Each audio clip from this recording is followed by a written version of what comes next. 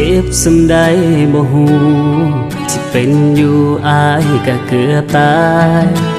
แขนขานิ่งบ่ได้สิดึงไว้มันบ่มีแฮ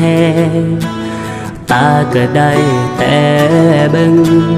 ปากมันสัมผัสแข็งหัวใจเต้นอ่อนแหงนั่งสุดลงดินไหลออกมา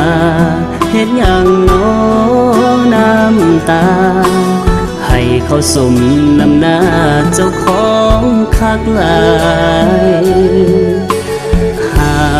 มก็บ่ฟังแห่งห้ามมันก็แห่งไหลมันปองว่ามันเสียใจถือเขาหักหลังน้ำตาคนแพ้มันไหลออกมาล้าง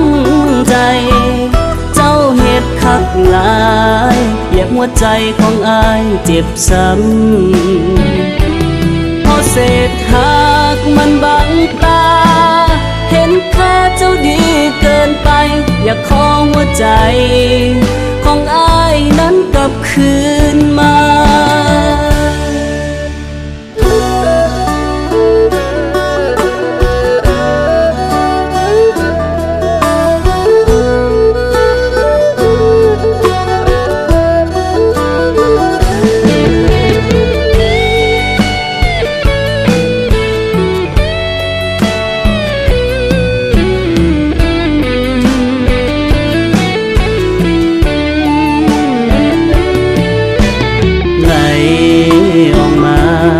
เห็นอย่างโน้น้ำตาให้เขาสมน้ำหน้าเจ้าของคักหลายห้ามก็บ่ฟังแห่งห้ามมันก็แห่งไหลมันกองว่ามันเสียใจถือเขาหักหลังน้ำตาคนแพ้มันไหลออกมาล้างใจคักหลายอยากหัวใจของอายเจ็บซ้ำเพราะเศษหักมันบังตา